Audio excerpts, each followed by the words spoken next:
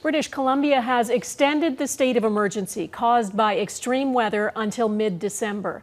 Some highways remain closed, gas rationing is still in effect, non-essential travel is not advised, and fresh evacuation orders are in place as another atmospheric river is forecast. Heather Yourex-West reports on how the city of Abbotsford is bracing for what's to come.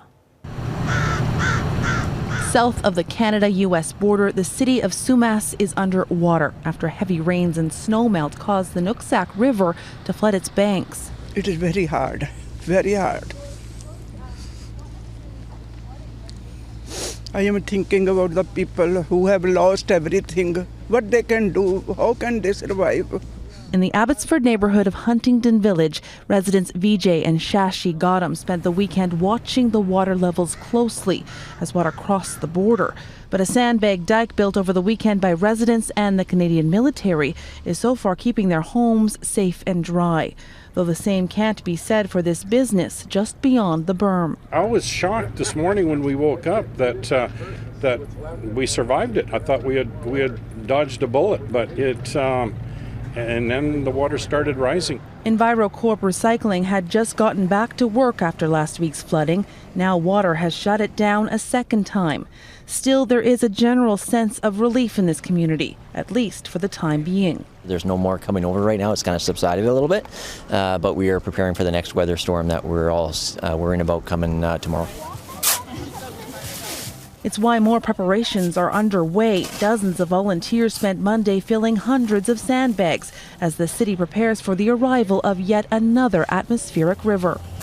Today's the day. We have nice weather. Let's get you sandbagged so that we're more prepared rather than the panic that sets in when it's pouring rain, and then we've got hundreds of volunteers out here getting soaked trying to do it. Highway 1 east of Abbotsford was closed Sunday night after water from the Sumas River began to overflow. It's why the military and others work to construct this tiger dam along the highway. And for now, the roadway remains closed. It went through the night. The effort was incredible to protect Highway 1 through the Fraser Valley. Compared to the devastation of last week's floods, the city appears to have come through the weekend storm relatively well.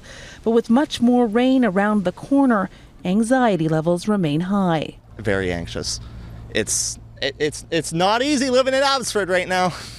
Heather Yourex-West, Global News, Abbotsford, BC. Environment Canada is warning the next weather system expected tonight will deliver what it calls a relatively strong punch. 50 to 100 millimetres of rain is forecast.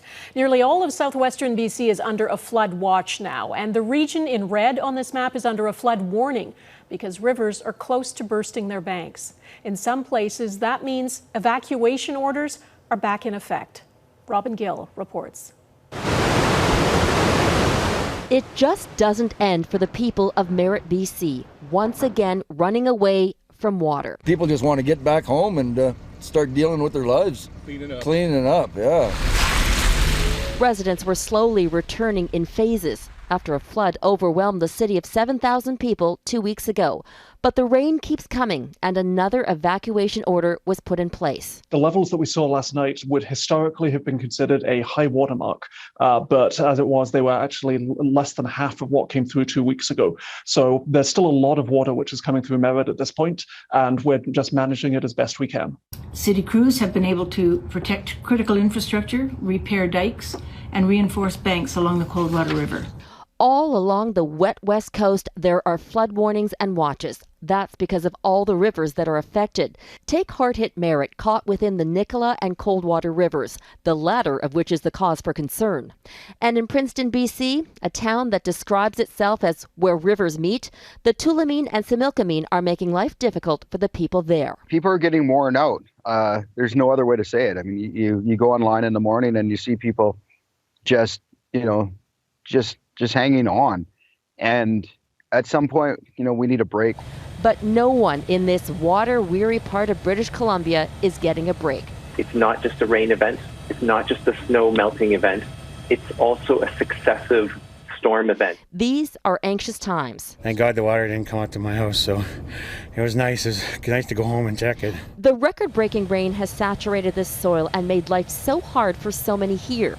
With more rain coming, the raging rivers could put more properties and more lives in limbo. Robin Gill, Global News, Vancouver.